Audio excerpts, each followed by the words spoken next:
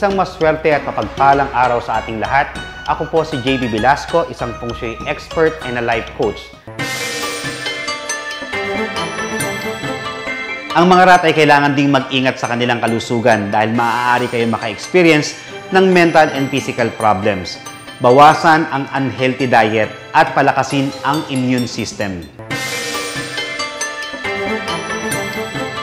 At para sa kalusugan ay magbe-benefit din ng magandang health ang mga ox. Ngunit lagi nating tatandaan, our health is not only determined by our fortune. Nasa sa kamay pa din natin kung paano natin aalagaan ang ating sarili. Maganda ang kalusugan ng mga tiger ngayong 2017, ngunit hindi ito excuse upang abusuhin ang inyong katawan.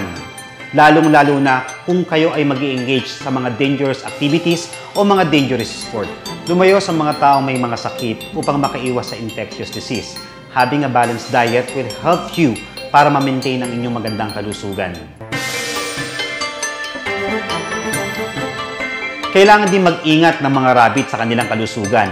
Huwag hayaan na ang stress, emotional changes at pressure sa inyong trabaho ay tuluyang pahinain ng inyong katawan. Umiwas sa mga delikadong activities kung kinakailangan. Snakes should pay attention para sa kanilang safety. At kung talagang di maiiwasan ang mga delikadong tasks na ibinibigay sa inyo, at least add safety precautions.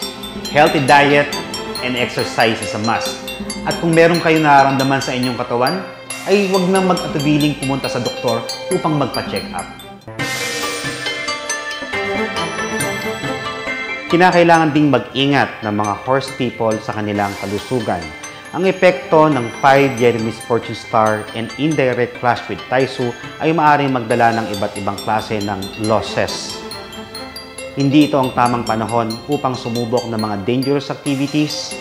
Kung maaari ay umiwas sa mga delikadong lugar at pag-isipang mabuti ang mga gagawing desisyon upang makaiwas sa troubles. Kinakailangan din ng ibayong ingat dahil ang epekto ng inauspicious stars ay maaring magdala ng mga negative energies upang madali kayong maka-attract ng accidents. Ram should prepare in advance, mag-save ng money and energy upang gamitin ito sa mga panahon ng pagsubok. At yan nga po ang mga numerous tips natin upang makatulong ang feng shui na ayusin ang ating buhay. At para naman sa iba pang mga katanungan at detailed consultation in feng shui, maaari niyo po akong makontak sa number na